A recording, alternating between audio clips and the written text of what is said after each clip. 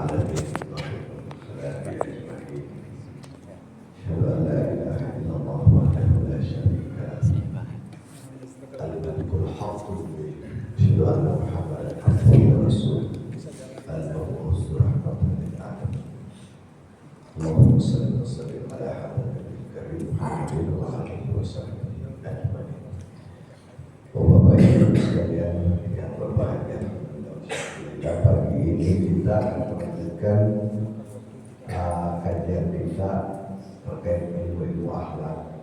Kita akan mengkaji dalam waktu yang singkat ini satu pasal yang berjudul Nazariyatul Iradah.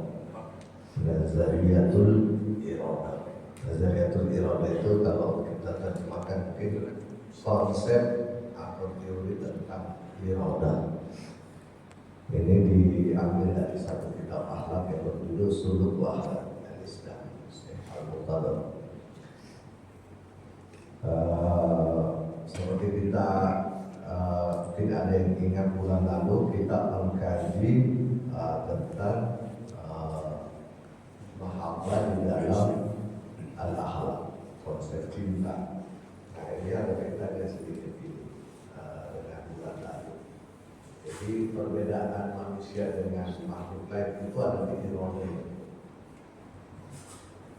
Jadi semua makhluk sebenarnya punya kehendak, punya keinginan. Seperti binatang itu ada keinginannya juga.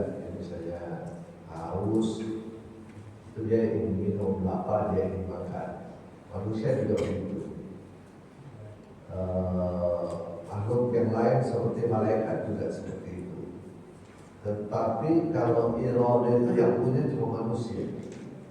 Iya. Iradah itu yang punya cuma manusia. Dan Allah Subhanahu wa taala. Allah itu juga punya iradah. Misalnya akhir surah Yasin, kalau kita baca Yasin itu ada ayatnya innama amruhu idza arada syai'an ayyakuna lahu kun fayakun. Tapi kalau binatang itu tidak iradah. Nah, nanti kita lihat tuh mana tuh bedanya keinginan yang ada iradahnya tidak iradah dalam konsep ilmu. Pertanyaan paling mendasar sebenarnya yang menggerakkan kita bertindak atau berbuat itu apa? Nah, kalau manusia itu dua yang menggerakkan dia. Kalau binatang cuma satu, ya, cuma satu yang menggerakkan binatang itu bertindak. Jadi kalau binatang itu lapar, dia makan. Kalau dia haus, dia minum. Kalau dia mengantuk, dia tidur. Kalau dia didorong oleh syahwat, dia kawin. Nah, itu binatang. Apakah manusia seperti itu juga? Ya, karena manusia memiliki badan. Manusia punya badan, dan badan kita itu persis sama dengan binatang. Maksudnya struktur badan manusia dan badan binatang itu pada prinsipnya sama. Pada prinsipnya sama. Hormon yang mengatur sistem biologis kita dengan binatang itu pada prinsipnya hampir sama. Jadi manusia juga bayangkan bahwa Bapak Ibu kalau kita isi lagi program diet, kita program diet, ya kita bisa konsultasi ke dokter supaya kita lebih sehat. Kita dan dokter sepakat menjalankan program diet. Ya. Misalnya mengurangi karbo lah gitu ya, mengurangi karbo atau gluten. Tapi kita berjalan, tiba-tiba kita jalan di depan toko kue kesukaan kita. Ya, kue itu mengandung banyak karbo. Itu terjadi kan pertarungan batin di dalam diri kita antara beli kue, makan kue dengan menolak. Apalagi kalau gratis, ada yang mau traktir kita. Ada yang mau traktir kita gratis. Itu kue kesukaan kita, tapi kita sudah sepakat dengan dokter mau menjalankan program diet misalnya. Itu binatang tidak mengalami itu. Jadi binatang itu tidak pernah mengalami pertarungan internal, pertarungan batin di dalam dirinya ketika ada dorongan insting binatang. Jadi binatang itu autopilot ya, otomatis ya. Kalau dia lapar makan, haus minum, ingin kawin kawin. Nah kalau manusia tidak, seperti itu, dia pasti sedetik 2 detik sebelum bertindak, dia mengalami pertarungan batin di dalam dirinya. Nah, pertarungan batin itulah yang menentukan apakah seseorang menjadi manusia atau tidak. Karena manusia dicipta itu. Jadi menurut Al-Quran, amanah ini pernah ditawarkan kepada langit, bumi, semua tidak bisa. Yang bisa menerima amanah ini, maksudnya amanah bebas dalam memilih itu hanya manusia. Tapi ayat itu diakhiri dengan kata-kata innahu zaluman jahula. Sayang sekali manusia itu zalim dan jahil. Zalim itu maksudnya manusia sering melanggar itu. Jahil itu manusia, kadang-kadang manusia tidak tahu hakikat ini. Jadi dia seperti binatang. Ada bahkan yang bisa sesat daripada binatang. Jadi sebenarnya prinsip agama itu sederhana. Dia memanusiakan manusia. Tapi manusia yang hidup di muka bumi ini yang tidak mendapatkan hidayah itu selalu bertindak seperti binatang. Jadi dia mengikuti saja insting. Kalau kita lapar makan. Makanya kan ada latihan namanya ibadah puasa. Ibadah puasa itu kan kita lapar tapi tidak makan. Padahal makanannya kan halal. Jadi sebenarnya itu cuma latihan saja. Jadi puasa itu latihan. Sholat juga cuma latihan. Latihan menjadi manusia dalam ilmu Allah. Karena sholat ini kan kita lagi nyanyi tidur subuh bangun, itu jamaah. Sebenarnya garisan kita, insting kita lanjutkan tidur kan, ya, kan pakai ngantuk ya tidur. Binatang seperti itu.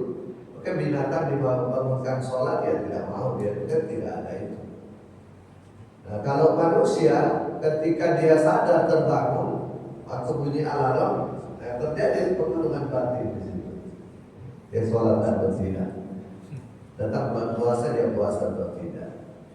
Itu semua sebenarnya cuma latihan untuk memanusiakan manusia. Karena manusia pada dasarnya adalah makhluk yang bertindak sadar.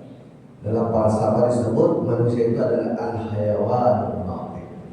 Manusia tidak lain adalah binatang yang berpikir. Kalau dia sudah tidak berpikir, dia sudah tidak sadar dalam mengambil tindakan, maka dia persis dengan binatang itu melakukan tindakan tanpa pertimbangan. Dia autopilot. Nah disinilah muncul satu konsep dalam Al-Quran yang disebut dengan irodah. Jadi irodah ini kalau kita pertentangkan dengan kecenderungan yang satu tadi, namanya mailun. Di dalam Al-Quran namanya mailun.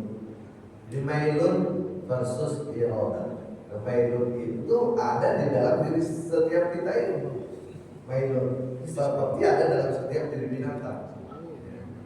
Jadi mailun itu adalah kecenderungan yang sudah tertanam secara bawah sadar, bawaannya badan. Karena badan ini dicipta dari tangan. Dulu pernah kita mengkaji mengapa iblis itu tidak mau sujud kepada Adam. Karena iblis bilang halaktani min nar wa halaktahu min tin. Kau cinta aku Tuhan dari api, kau cinta dia dari tanah. Kenapa? Aku sujud kepada dia. Jadi yang diketahui oleh iblis tentang Adam itu adalah biologisnya sebenarnya Adam. Karena yang dicipta dari tanah itu badannya Adam. Sedangkan hakikat Adam itu bukan pada biologisnya, tetapi pada ruh yang diberikan Allah Subhanahu wa taala kepada Adam. Jadi yang tidak diperhitungkan oleh iblis itu adalah iroda itu. Karena salah satu ciri paling khas daripada ruh itu adalah kehendak.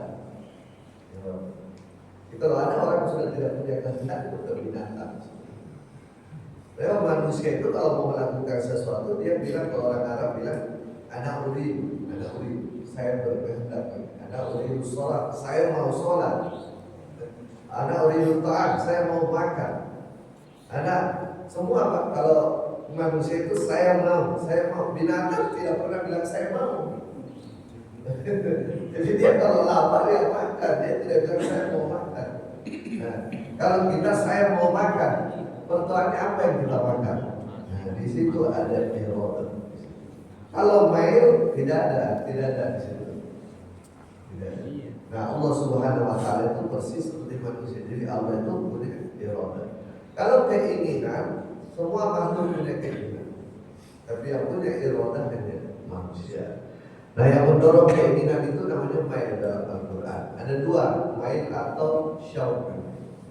Syauq itu artinya rasa. Kalau udah pernah dirasakan namanya nagih. Ya, kalau belum pernah namanya khayal. Jadi kalau syauq itu belum pernah kita alami, itu namanya khayal. Tapi kalau sudah pernah kita alami itu syauq, ya itu nagih. Ya. Jadi kayak apa namanya? Edik ya. Ya, dalam bahasa Inggris edik itu kalau saya kemarin nonton ceramahnya Prof. Suli dari UI itu dia bilang ini bahayanya sekarang kita hiburan instan. Bahwa Bapak Ibu kalau lagi sedang tidak ada kegiatan kan kita scroll ya. Ya kita ketemu konten-konten yang kita suka tuh, yang lucu-lucu lah misalnya, humor-humor lucu.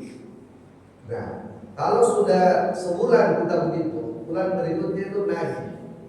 Nah, kita show. Jadi setiap kita senggang nggak ada kegiatan ini, pasti kita ngambil handphone mengulangi itu yang kita senang. Karena di situ muncul hormon dopamin, salah satunya ada Prof. Nah, dopamin ini bikin kita nagih. Nah, ini dalam konsep ilmu alam itu disebut dengan show. Nah, binatang itu melakukan tindakan setiap hari itu karena show, rasa. Jadi dia kalau suka itu dia melakukan, dia suka dia ulangi, dia suka dia ulangi. Nah, manusia mestinya dia tidak seperti itu. Karena ini bahaya kata Prof. Suli. Kalau kita sudah terikat dengan ini, nagih terus ini, maka manusia sekarang ini kehilangan satu potensi paling besar dalam dirinya, yaitu apa yang disebut dengan kontemplasi, tafakkur. Susah orang tafakkur, Pak, kalau kebiasaan sehari-harinya hanya instan, hiburan instan. Gak ada tafakkur lagi, gak ada kontemplasi. Padahal yang disarankan Al-Quran itu tafakkur. Tafakkur sesaat nilainya lebih baik daripada ibadah setahun. Tafakkur itu bikin orang itu tersadar, baru dari tidur. Tapi kalau kita menikmati hiburan instan itu gak ada tafakkur pasti. Menikmati saja, menikmati. Orang lagi susah, stres, ada utang apa dia tahu, hilang dia. Hilang. Begitu, ini sekarang yang terjadi di dunia ketika manusia disajikan dengan informasi instan, termasuk hiburan instan. Itu penelitian Prof. Suli itu saya kira cukup penting ya, dan mungkin perlu disosialisasikan kepada orang-orang sibuk. Karena orang sibuk tidak luput dari itu, Pak. Coba orang-orang paling sibuk pun sekarang senggang sedikit ngambil ini scroll. Karena ini menghibur, dan menghibur itu muncul hormon kebahagiaan, kesenangan. Karena dia itu muncul show, dia ulang lagi. Persoalannya kemanusiaan manusia terletak kepada interupsi, menginterupsi keinginan kita lalu berpikir apakah ini penting atau tidak. Itu namanya irodah. Jadi irodah itu proses aktif. Kalau show itu pasif, kita hanya digiring oleh keinginan. Kalau show itu digiring, kita ingin ini. Nah itu binatang sebenarnya. Ingin. Termasuk hayalan, itu adalah keinginan. Sedangkan irodah itu khas manusia, tidak dimiliki oleh makhluk lain. Inilah membedakan manusia dari makhluk lain. Jadi manusia itu makhluk yang punya kehendak. Jadi kalau ada orang yang bilang saya hendak ini, itu manusia. Saya hendak menyekolahkan anak saya di sini. Saya hendak pindah tempat tinggal di sini. Berarti ada keinginan yang lebih dari sekedar keinginan biasa. Ada sesuatu yang dikehendaki. Nah, disitulah berfungsi irodah. Dan irodah ini, Bapak Ibu sekalian, mungkin ada yang bertanya, bagaimana membedakan irodah dengan mail itu? Nah, perbedaannya paling dasarnya adalah di sini sebenarnya itu akal. Jadi irodah itu bukan hasrat yang dikuatkan, tapi irodah itu kemampuan manusia untuk melihat hasrat dari atas. dengan menggunakan akal. Jadi perbedaannya di situ. Akal. Dan memang kan manusia makhluk yang cuma diberikan akal itu cuma manusia. Kan biasa kita dengar malaikat itu dikasih akal, tidak dikasih nafsu. Binatang itu dikasih nafsu, tidak dikasih akal. Manusia itu dikasih dua-duanya. Ya, jadi memang manusia itu bertindak berdasarkan nafsu dan akal. Nah, terjadilah pertarungan internal. Semua level Pak. Kecuali anak-anak yang masih kecil. Makanya anak-anak yang masih kecil itu tidak dihisab dia dalam agama. La dina liman la aqla. Tidak berlaku agama bagi anak yang belum berfungsi akal itu. Ya. Kalau bahasa fikihnya itu akil balik. Akil balik itu kapan terjadi akil balik? Akil itu artinya berakal, sempurna, sudah sempurna akalnya. Balik kita sudah sampai. Balik itu tadi sudah sampai. Sudah sampai di usia dia bisa memahami itu sesuatu persoalan dengan rasional. Itu namanya balik. Ya, balik. Ya, kalau kita sudah usia kayak ini itu bukan jadi balik kita. Sudah sebentar lagi balik kita. Jadi kalau kita tindakan dia itu belum menggunakan akal, betul-betul kita meninggalkan kemanusiaan kita. Jadi Bapak Ibu sekalian berbahagia, ilmu akhlak itu benar itu. Saya kira kata Nabi itu bahwa dia tidak diutus itu kecuali hanya untuk itu menggunakan akhlak. Dan akhlak yang sempurna itu betul-betul dibangun dengan iroda. Kalau tanpa iroda nggak mungkin akhlak. Di dalam ilmu akhlak, ibu yang membela anak yang tidak tidur semalaman menjaga anak itu bukan akhlak Pak. Bukan, tidak disebut akhlak sejati itu. Jadi kalau ada ibu atau bapak membela anaknya, menyekolahkan anaknya, kerja ringan, itu belum disebut, karena dia anaknya. Ya itu biasa saja itu. Ya. Maka lihat orang jahat juga seperti itu.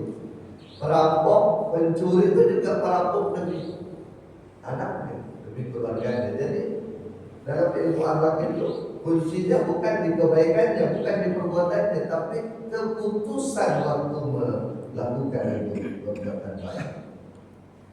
Kalau itu terjadi biologis, mekanismenya autopilot seperti ibu merawat anak, dia bukan perbuatan kesempurnaan akhlak, dia bukan kesempurnaan akhlak. Kalau ada ibu melihat anak tetangga yang kasihan dia lihat, lalu dia bantu anak itu, itu perbuatan anak, karena bukan anaknya.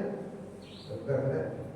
Kalau dia anaknya sendiri itu bukan, itu perbuatan biologis saja itu. Ya. Dia perbuatan biologis. Kalau Nabi malah sebaliknya, kalau Fatim anak saya mencuri, saya potong tangannya. Nah itu kan akhlak, itu perbuatan anak. Tapi kalau orang kerja setengah mati membela anaknya, ya itu binatang juga seperti itu. Binatang ya seperti itu. Binatang harimau melindungi anaknya, melindungi ayahnya, biasa saja. Melindungi istri, melindungi suami, biasa saja. Bukan perbuatan kemuliaan. Kalau Nabi kan tidak Pak. Kalau Nabi itu oleh orang Yahudi diapain? Nah, Nabi berbuat baik pada orang Yahudi. Orang masuk Islam ada akhlak. Nah inilah perbedaan ajaran agama dengan falsafah etik pada umumnya. Meskipun tentu kalau kita belajar falsafah etik pada umumnya, kita akan temukan juga ada yang sama dengan agama, tapi mungkin konsep iroda tidak akan kita temukan dalam falsafah etika manapun. Hanya ada dalam Al-Quran bahwa manusia itu menjadi manusia kalau keputusan bertindaknya dipicu atau didorong oleh iroda. Dan iroda itu hanya bisa memutuskan kalau ada hakim akal. Nah, akal itu bekerja dengan pertimbangan mafsadat dan maslahat. Jadi akal itu bertindak mafsadat dan maslahat. Seperti tadi waktu kita mau makan ya. Kita mau makan makanan kesukaan, tetapi dokter bilang ini berbahaya bagi kita. Maka akal kan menimbang tuh. Menimbang. Waktu Adam sudah memutuskan jangan makan, disitulah iroda mengatakan jangan makan. Tarik itu tangan. Nah, dompet tidak jadi keluar. Dompet tidak jadi keluar atau QRIS tidak jadi didirikan. Nah, yang menahan itu dompet dan QRIS itu namanya iroda. Nah, tapi yang bikin iroda memutuskan itu adalah akal. Nah, akal. Jadi Bapak Ibu, rumusnya sederhana. Setiap kita ada keinginan, akal itu maju. Kalau akal setelah menimbang memutuskan ini yang terbaik, iroda eksekusi. Iroda eksekusi terjadilah tidak. Tapi kalau ada orang tidak melalui akal, tidak melalui iroda, berarti dia persis binatang. Ada keinginan lakukan, ada keinginan lakukan, ada keinginan lakukan. Sekarang ada pertanyaan. Bagaimana kalau keinginan itu keinginan mulia? Nah, keinginan mulia kan tadi kan kalau bertentangan tuh dengan dokter kan memang berarti kan tidak bagus bagi kesehatan. Kalau pertanyaannya bagaimana kalau keinginan itu keinginan mulia? Apakah semua keinginan mulia pasti akhlaki? Dia dalam perbuatan akhlak. Ya, misalnya kita kasihan lihat orang, kita bantu dia. Nah, dalam ilmu akhlak tidak semua keinginan mulia itu adalah perbuatan akhlak. Tidak semua. Misalnya di dalam agama Islam itu ada namanya sifat lembut, rafa'ah, atifah. Apakah semua keinginan lembut itu baik? Enggak, dalam ilmu akhlak tidak. Misalnya kita lihat ada koruptor di penjara, sementara dia punya anak istri, kan pasti kita kasihan bos. Ya mungkin hakim dengan pertimbangan ini maka dibebaskan dari hukuman. Nah, semua orang pasti kan bilang pasti keputusan hakim itu salah. Hanya karena kasihan kepada koruptor ini lalu dia dibebaskan atau dikurangi hukuman. Dan kalau dia dibebaskan akan banyak korban berikutnya. Ya sama dengan apa namanya serigala ini, ilustrasi serigala. Kita lihat serigala terjerembab di dalam satu apa namanya ikatan. Kita kasihan dia berang-berang, kita lepas. Kalau kita lepas, boba yang terancam.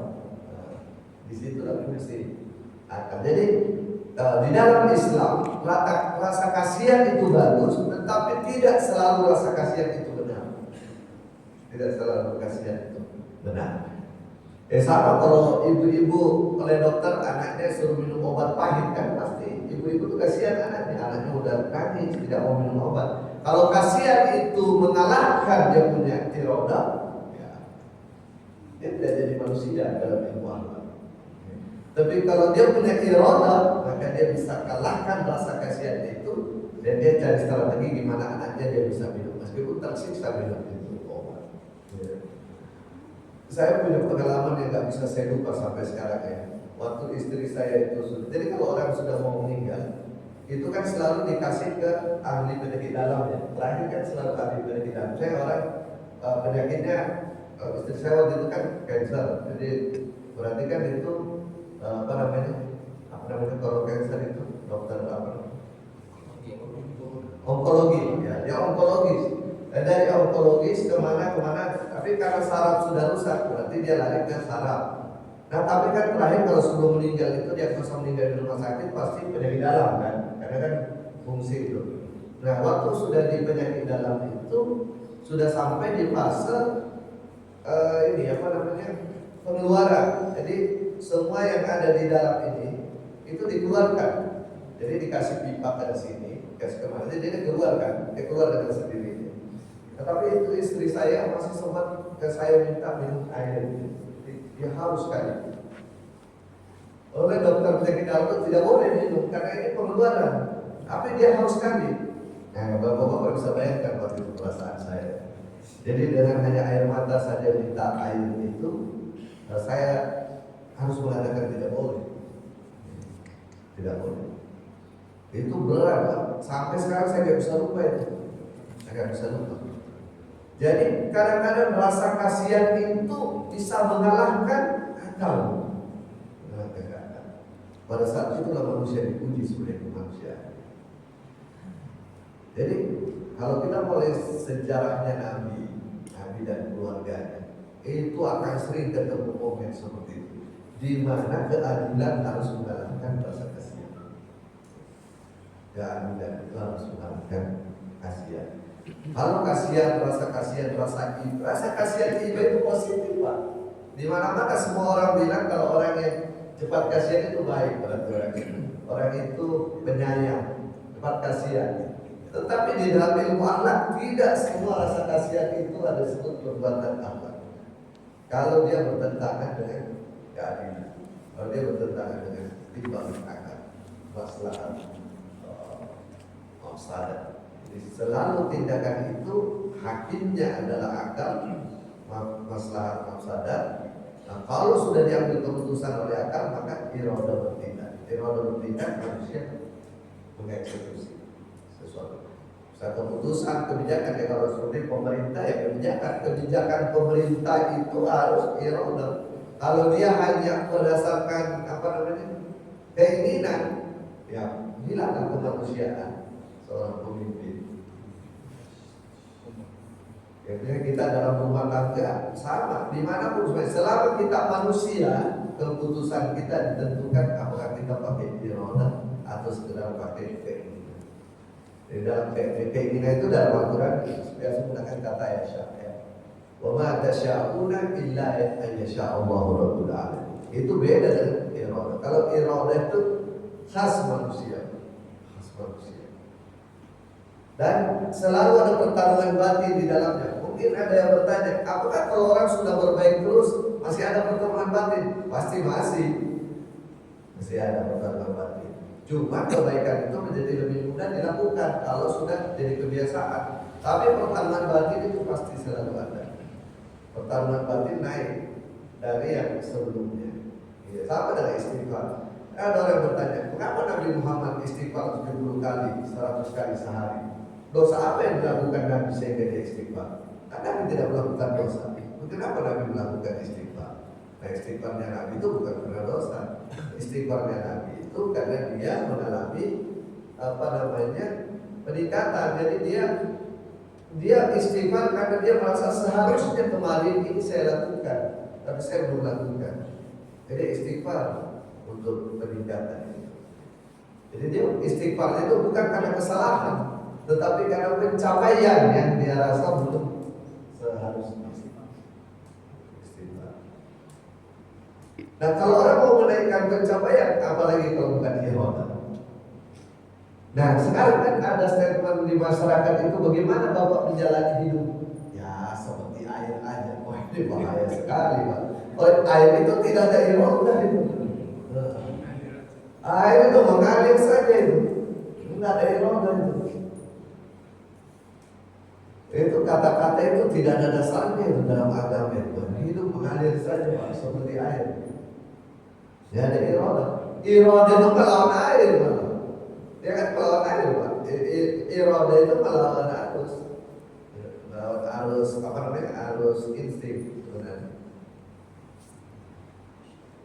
Nah, sekarang bagaimana orang kalau sudah baik sifatnya ibadahnya rajin, apakah tidak masih melawan arus? Melawan, Pak, melawan pencapaian. Jadi pencapaian seperti nanti, jadi pencapaian yang seharusnya 5 dia baru capai 2, dia naikkan 3, pasti ada pertarungan. Karena semua effort itu ada pengorbanan.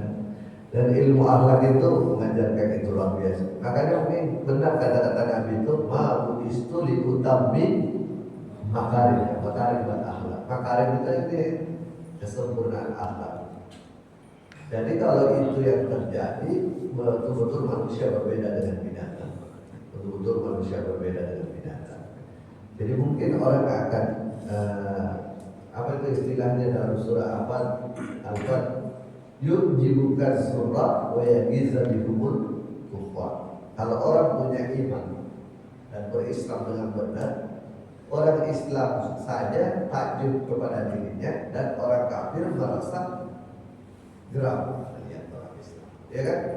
Jadi kalau Al-Quran itu dijalankan, katanya yang menjalankan itu takjub bisa begitu dia. Nah, sedangkan orang kafir jadi marah melihatnya. Tapi kalau baik orang beriman maupun kafir biasa saja melihat orang berislam, berarti tidak ada sebenarnya di situ perubahan signifikan. Gak ada sesuatu yang terjadi dalam diri kita. Kita sendiri tidak takjub dengan keberimanan kita. Tapi tidak ada sesuatu. Berjalan as usual kalau seperti itu, biasa saja. Tapi kalau orang mengamalkan sesuatu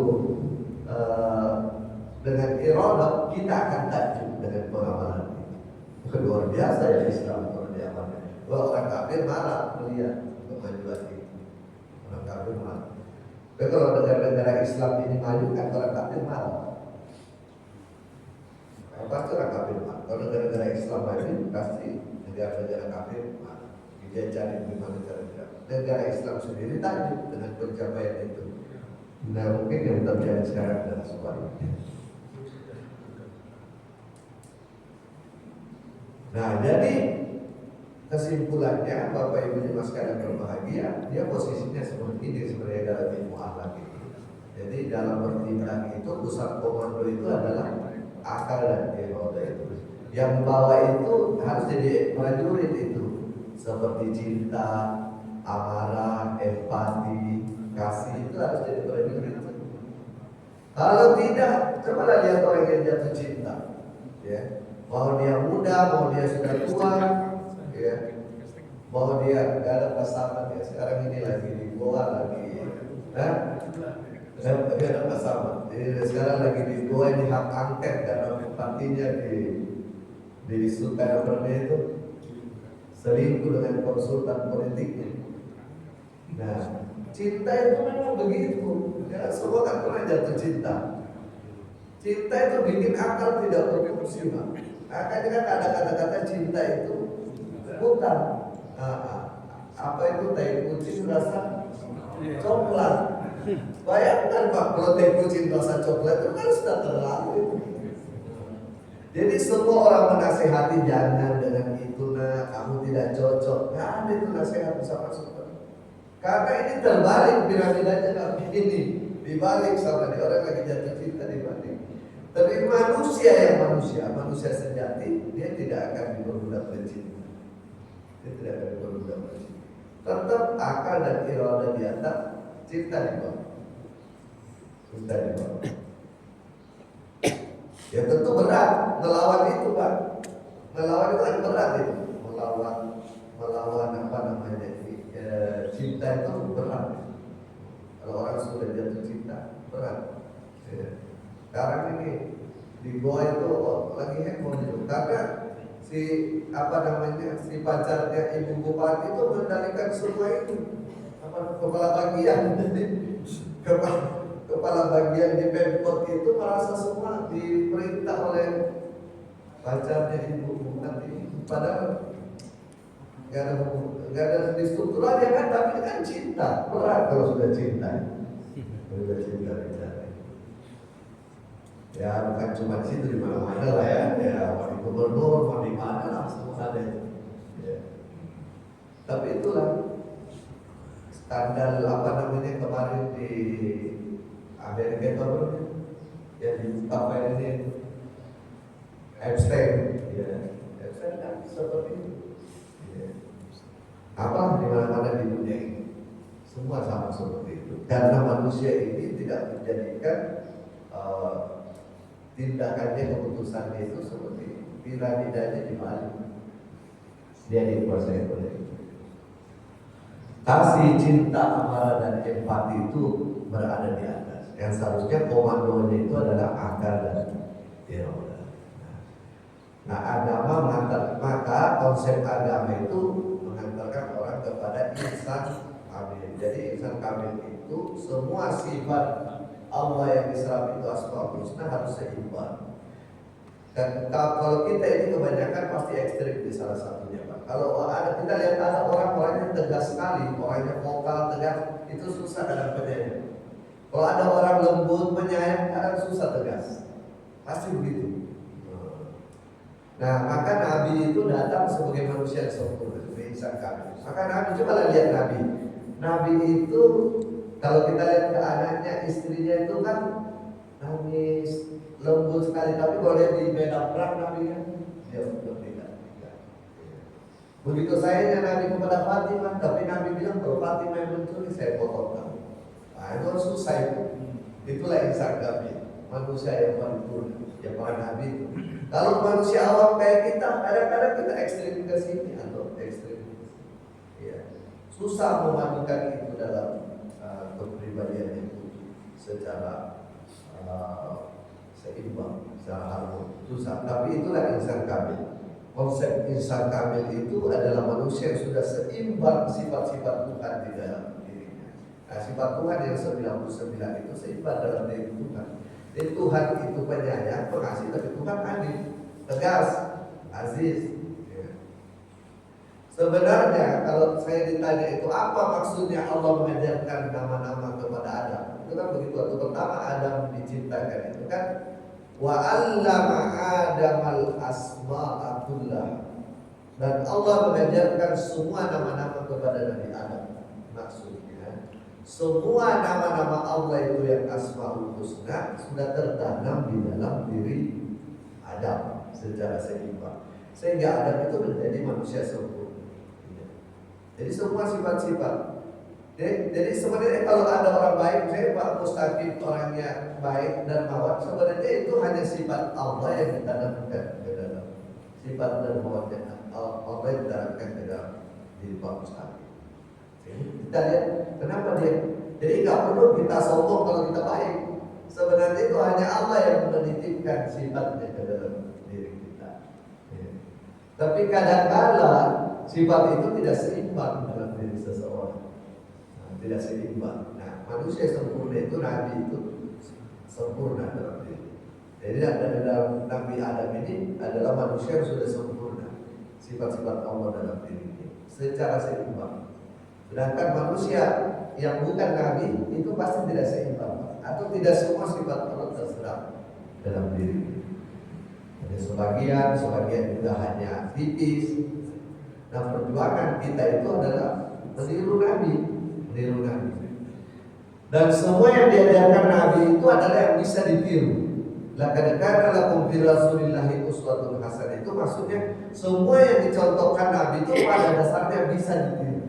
Ya, sunnah Nabi itu pada dasarnya tidak ada yang mustahil. Semua bisa, meskipun kita bukan Nabi. Jadi semua. Tapi ada yang dimiliki Nabi kita tidak bisa tiru. Nah, itu bukan sunnah Nabi. Sunnah Nabi itu yang diajarkan yang bisa kita tiru untuk mencapai insan kami. Nah itulah.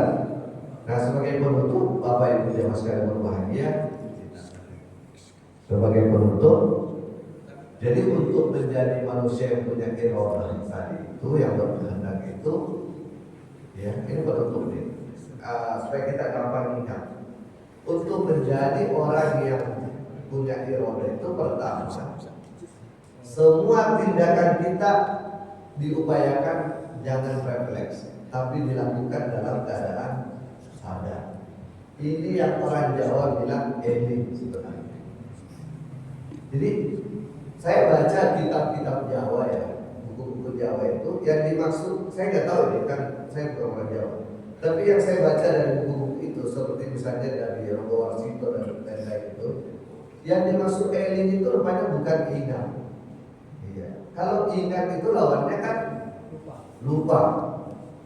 Nah, lawannya eling itu kan lupa. Lawannya ingat lupa. Kalau eling itu lawannya bukan lupa, tapi lalai. Nah, jadi eling itu sebenarnya kalau di bahasa Indonesia lebih tepat adalah sadar. Sadar apa yang terjadi, sadar apa yang seharusnya terjadi. Sadar apa yang kita alami dan sadar apa yang seharusnya kita lakukan. Itu eling sebenarnya itu kalau saya baca buku itu. Bukan lupa. Kalau lupa lawannya, kalau ingat lawannya lupa. Kalau sadar ini lawannya lalai. Ya. Lalai. Misalnya ada Pak Fendian di sini. Pak Fendian tetangga saya. Beliau orang yang kami tuakan di RT kami. Misalnya saya ada di sini. Pak Fedian ada di sini, tapi saya tidak sadar. saya tidak lupa, tapi saya tidak sadar. Nah itu namanya tidak etis. Nah hidup itu harus sadar. Hidup itu harus sadar. Jadi kalau ada yang nelpon, kita tidak langsung angkat gitu. Kita harus sadar dulu nih siapa yang nelpon. Nah, baru kita angkat. Ini kuncinya manusia ini kalau mau jadi manusia berkehendak. Semua tindakan kita setiap hari harus sadar, bukan autopilot. Kalau sudah autopilot, refleks terjadi ini kita persis sama dengan kita. Ada jeda. Makanya Nabi bilang, siapa yang naruh Quran di depannya, Quran akan menarik dia masuk surga. Siapa naruh Quran di belakangnya, Quran akan dorong dia masuk. Sama-sama Quran bahkan. Sama-sama Quran kita pakai. Cuma ada orang taruh di depannya dan taruh di belakangnya. Taruh di depan maksudnya tidak langsung bertindak, Pak. Ada jeda. Ada jeda. Apakah ini Qurannya atau tidak, itu perbuatan. Kalau taruh di belakang berarti tidak ada jeda, itu perbuatan. Mau bertindak langsung bertindak. Nah itu nomor satu. Yang kedua, semua emosi, apakah itu cinta, benci, marah, harus dibawa kendali akal. Nah, pertimbangan keadilan. Semua itu harus dibawa. Termasuk cinta kita, sayang kita kepada anak dan istri. Ya, mungkin nanti di akhirat para koruptor itu kebanyakan alasannya karena sayang sama anak dan istri. Ya kan? Jadi dia, gimana Pak, saya dulu kasihan istri saya sudah lama tidak pengen jalan-jalan ke luar negeri, belum pernah. Ya itu kebetulan ada kesempatan sekali tanda tangan dia bisa keliling dunia. Kalau demi cinta buat anak istri saya tanda tangan. Tidak dibenarkan. Karena dia manusia. Kalau dia binatang, oke, cinta itu autopilot. Binatang cinta kepada anak dia bela. Jadi manusia tidak. Manusia tidak bisa dialasannya seperti itu nanti dia kira. Jadi semua emosi itu harus dibawa akal. Nah, ini kalau pokoknya. Dan yang terakhir itu caranya bekerja akal itu adalah seperti timbangan. Bertimbangan. Maslahat, mafsadah. Kalau saya angkat ini telepon, mana lebih banyak maslahat atau mafsadah? Kalau lebih banyak maslahat, angkat. Lebih banyak mafsadah, enggak usah diangkat. Ya.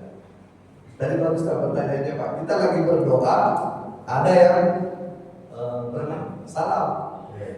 Kita lagi berdoa ada yang salam. Kan pasti mikir kan Bapak itu mau jawab salamnya atau terusin doanya. Pasti akan mengatakan ya jawab aja Waalaikumsalam. Karena Allah itu sebelum Bapak berdoa juga udah tahu mau minta apa. Jangan-jangan malah setelah balas salamnya Allah bilang, nah ini jangan dia balas salamnya ini kabulkan doanya. Orang kebalik kayak gitu. Karena kalau nggak pakai akal itu susah. Kalau pakai ego pokoknya kan lagi busur-busurnya doa. Kalau pakai ego ya kita pakai emosi. Kalau kita lagi nangis berdoa ada salam ya pasti sudah kita lanjutkan doa. Tapi kalau orang pakai pertimbangan akal pasti baik ini kewajiban. Ada hadis Nabi kalau ada yang memberi salam wajib dibalas. Lanjutkan lagi doa. Atau tidak usah dilanjutkan kalau sudah tahu itu tadi yang kita mau doakan. Kira-kira seperti itulah. Ini sebagai ringkasan yang bisa kita jadikan patokan. Itulah kira-kira Bapak Ibu sekalian berbahagia. Ini satu bab di dalam buku akhlak yang babnya itu namanya Nazariyatul Iradah. Konsep iradah di dalam akhlak. Ya mudah-mudahan ada yang bisa tertinggal dalam memori kita dan bisa bermanfaat dalam kehidupan keseharian, utamanya kepada diri saya sendiri. Mungkin Pak, mana Mas Yoga ada yang ingin silakan Pak, ada yang ingin bertanya. Assalamualaikum warahmatullahi wabarakatuh. Allah menganugerahi manusia dengan akal dan nafsu ya. Berbicara akal dan nafsu, tadi Pak Ustadz bilang dokter pasiennya yang menderita diabetes jangan makan yang bergerak karena bahaya buat kesehatannya. Tapi pada saat Allah memberitahukan kepada kaum Yahudi akan pendeta Baali akan kedatangan Nabi terakhir, mereka sudah tahu berarti autopilot seperti apa Pak Ustaz? Assalamualaikum warahmatullahi wabarakatuh. Si orang Yahudi, si orang Yahudi, autopilotnya orang Yahudi atau siapa? Ya kan di Taurat dan Injil sudah Allah beritahu akan hadir, akan datang Nabi terakhir. Iya. Bahkan pendeta baharu apa bahasa ya saya lupa dulu. Itu kan tidak tahu Pak. Itu autopilot itu seperti apa Pak Ustaz? Makasih ya, Assalamualaikum. Jadi orang Yahudi itu dan orang Nasrani semua tahu bahwa akan ada nabi kan sebagai nabi terakhir. Itu juga dijelaskan dalam Al-Quran. Tetapi ketika Nabi Muhammad datang ini yang bertentangan dengan itu kan hawa nafsunya, ya. Jadi dia cemburu kenapa yang datang itu justru dari keturunan Ismail. Karena orang Bani Israel ini maunya Nabi terakhir itu dari keturunan Ishak, Yakub, ya Bani Israel. Jadi sebenarnya iradahnya itu mestinya dia melawan autopilotnya kan sini autopilot cemburu kan. Ya, autopilotnya itu autopilot kebinatangan manusia di situ kan kalau maunya dia terus bukan dia kan dia langsung menolak ya. Nah, mestinya akalnya yang melawan itu. Karena apakah syarat kenabian Muhammad itu memenuhi atau tidak? Kalau sudah memenuhi mestinya dia akan ada tanda itu di tanda yang disebut di dalam Injil dan Taurat itu sama dengan tanda yang ada pada diri Nabi. Waktu Salman, ini kan Salman tadinya dididik orang pendeta, Pak. Salman Al-Farisi itu kan tadinya bukan orang Madinah, dia orang Iran. Jadi Salman ini anak orang kaya, Pak.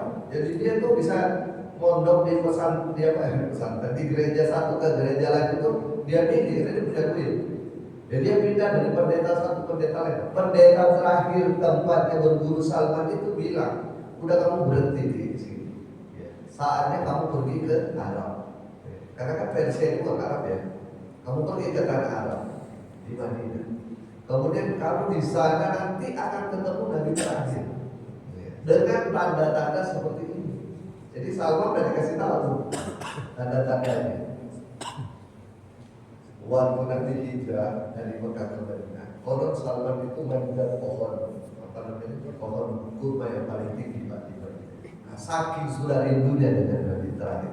Dan ketika dia berjumpa dengan Nabi, dia buka itu tanda yang disebut oleh pendeta. Jadi sebenarnya dan itulah Nabi terakhir yang disampaikan. Jadi sebenarnya orang Yahudi di Madinah itu kalau mau pakai akal, mau pakai iradah, mestinya dia perhatikan itu semua tanda yang dibicarakan dalam Injil dan Taurat. Tapi dia tidak mau.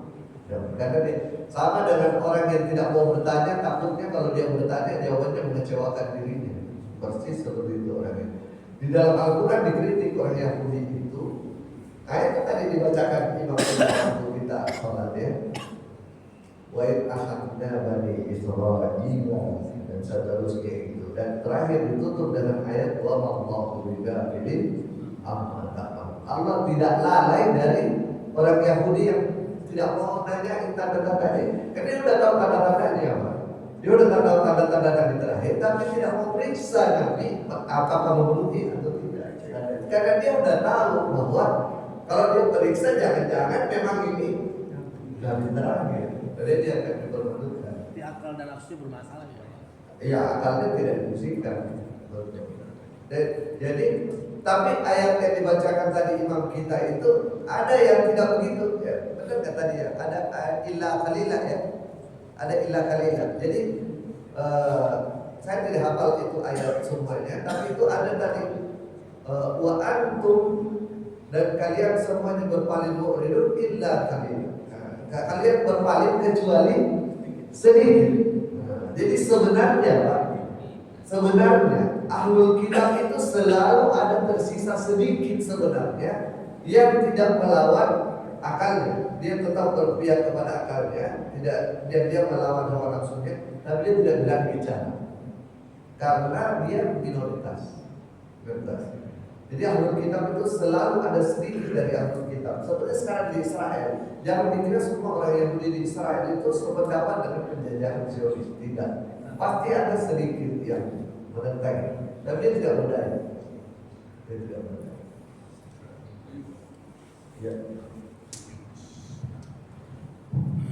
Ustaz, mengenai bagaimana iroda yang dimiliki oleh Allah.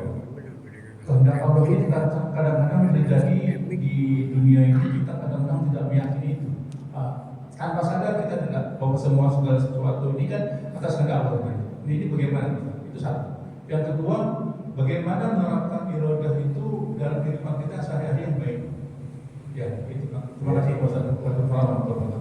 Kehendak Allah itu sama dengan seluruh sifat-sifat Allah. Jadi kalau orang makrifahnya memahami semua sifat Allah, maka dia meyakini kehendak Allah itu pasti sempurna. Tidak ada error sedikit pun di dalamnya. Karena Allah itu maha tahu. Allah itu maha sensitif. Ya, Allah kan latif, Allah alim. Nah kalau kita makrifati semua sifat Allah, pasti orang yakin kehendak Allah itu tidak ada errornya sedikit pun. Pasti itu yang terbaik. Maka berlaku apa yang disebut dengan ridho. Karena tidak mungkin ada orang ridho kalau dia meyakini Allah itu tidak sempurna dalam berkehendak. Ya, tidak sempurna dalam berkehendak. Jadi semua yang terjadi ini pasti kehendak Allah yang sempurna. Jadi kehendak Allah itu pasti sempurna. Berbeda dengan iroda kita. Iroda kita ada banyak pengaruh kan. Kalau kita apakah pertimbangan akal kita pasti benar? Bisa setengah benar. Karena kan akal itu bekerja pertama dengan informasi, iya kan? Tetapi orang nanti dihisab di akhirat itu tidak dibebani dengan informasi yang dia tidak tahu. Misalnya hakim di pengadilan itu mengambil keputusan sudah sesuai dengan akal dan iroda 100%. Tapi sebenarnya keputusan itu salah. Kenapa salah? Saksi tidak lengkap. Ya, informasi dari saksi tidak lengkap. Dan di akhirat hakim ini bebas dari tuntutan. Sama kalau kita pribadi, Pak. Jadi selama keputusan akal kita itu sudah objektif, itu kita bebas dari hisab itu. Tetapi belum tentu keputusan akal kita itu bebas dari error, karena kan tergantung banyak faktor, terutama informasi kan. Kalau Allah tidak ada errornya, Pak, karena Allah itu maha tahu. Wallahu bighafilin amma ta'lam. Allah itu khabirun bima ta'malun. Semua informasi Allah tahu. Yang akan terjadi, yang belum terjadi, yang sudah terjadi, semua Allah tahu. Berarti kalau semua Allah tahu informasi, Allah adil, Allah kuasa, ya pasti kehendaknya sempurna. Karena kehendak Allah sempurna, pasti yang terjadi ini itu yang terbaik. Maka hamba yang benar pasti ridho. Pasti ridho. Ya pasti ridho. Kita pasti ridho dengan yang terjadi. Misalnya sekarang ini yang terjadi, Palestina tidak menang-menang. Ada kadang orang tanya saya, Pak, kenapa Palestina tidak menang-menang itu? Di mana pertolongan Allah? Menurut saya sih, justru itu yang paling tepat sekarang di Palestina tidak menang. Karena kalau Palestina tidak menang, tidak ada ujian bagi umat Islam di dunia ini untuk bersatu, berjuang, bikin senjata lebih bagus. Ya. Dan itu bertentangan dengan hukum alam. Gimana caranya Palestina menang dengan persenjataan seperti itu dan melawan Israel? Jadi justru itu ujian bagi negara-negara Islam. Ya. Kalau sama dengan iblis, semua manusia itu pada dasarnya harus berterima kasih kepada iblis. Karena kalau tidak ada iblis, kita tidak ada sparring partner untuk menguji iman kita. Iya. Coba Pak, kalau tidak ada iblis, tidak ada yang tadi menggoda kita, bagaimana ketahuan iman kita? Bagaimana ketahuan kita punya? Sudah sampai mana? Kan makanya itu ada orang semakin tinggi iman, dia makin godaannya makin besar. Karena kan memang begitu. Kalau orang naik dari ban coklat ke ban hitam kan pasti ujiannya juga lebih berat. Jadi tidak ada itu yang diciptakan Allah yang tidak benar, Pak. Termasuk menciptakan iblis. Semua kehendak Allah itu sempurna. Semua termasuk apa namanya semut. Innallaha la yastahi ayadriba masalan ma'udatan wa maqqa. Lebih kecil dari semut pun nyamuk yang Allah ciptakan semua dengan benar. Itu yang pertama, Pak Pepe. Jadi kehendak Allah itu pasti sempurna. Kenapa sempurna? Karena dia sifat-sifatnya sempurna. Beda dengan manusia. Nah, pertanyaan kedua, bagaimana cara supaya kita selalu bertindak dalam iradah? Ya ini Pak. 3 itu. Bagaimana caranya ini yang harus kita lakukan 3 itu? Itulah. Kalau yang tiga ini kita bisa lakukan pasti, tapi itu kan tidak gampang Pak. Ini kan tidak gampang. Kita kan selalu bertindaknya itu autopilot tadi. Nah, ini apa namanya, makanan enak kita mau makan.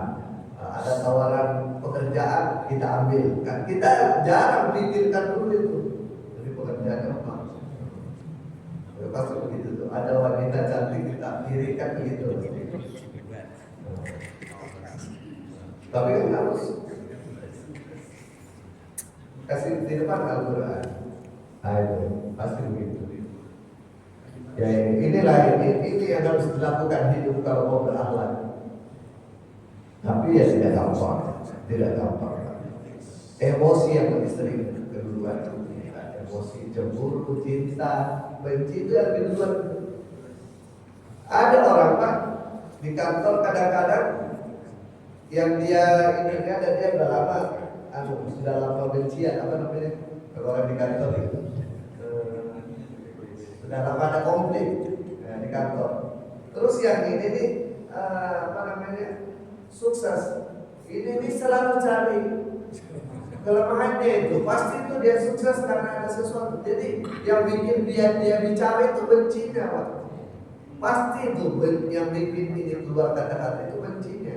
Jadi bukan keadilan di atas emosi di atas keadilan kalau dia bicara.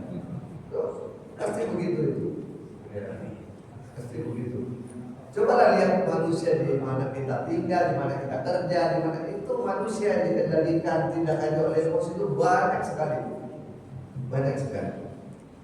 Kebencian. Ada juga sebaliknya, karena dia sahabat karib, dia dikritik sahabatnya pasti dia bela. Karena ininya sobi, bestie. Bestie. Kalau bestinya dikritik pasti dia bela. Meskipun ini salah. Itu buka surah An-Nur ayat 2 itu haram sebenarnya.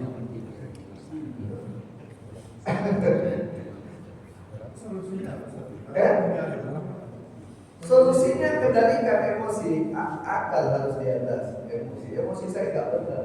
Cari strategi Pak supaya emosi tidak dikendalikan. Ini di kitab ini Pak Mus ada diceritakan orang dulu di Timur Tengah. Ini saking dia apa namanya kalau orang Betawi sirik ya. Sirik itu apa bahasa Indonesianya? Iri. Saking irinya dia sama tetangganya. Dia bikin fitnah macam-macam. Tetangganya tetap tersohor Pak. Tapi udah lama dia jadi sama tetangganya ini. Jadi dia carikan bikin cara supaya tetangganya ini direndahkan orang. Tapi nggak bisa, tetap so. Udah hilang semua strategi. Akhirnya apa yang dia lakukan terakhir Pak? Dia bunuh diri di atap rumah tetangganya. Jadi dia bunuh diri di atap rumah tetangganya Pak. Maksudnya supaya orang berpikir dibunuh oleh tetangganya. Coba bayangkan itu. Namanya itu kekuatan ini ya, emosi iri itu Pak. Padahal sebenarnya hidup simpel aja sebenarnya kalau orang berakal itu. Ngapain saya mikir tetangga gitu ya? Coba orang kalau dia mikir pakai akal Pak, itu nggak ada. Jadi selama akal itu lebih di atas dari emosi, di hidup ini hidupnya sederhana sebenarnya. Jadikan akal sebagai komando. Ngapain saya pikirkan pikiran dia? Ngapain saya pikirkan pikiran orang tentang dia? Orang itu bukan urusan saya. Nah itu yang terjadi terhadap orang-orang yang beragama secara benar. Sehingga dia hidupnya yang tenang saja. Begitulah. Ya karena waktunya udah, mohon maaf ini kemana-mana. Nanti kita lanjutkan.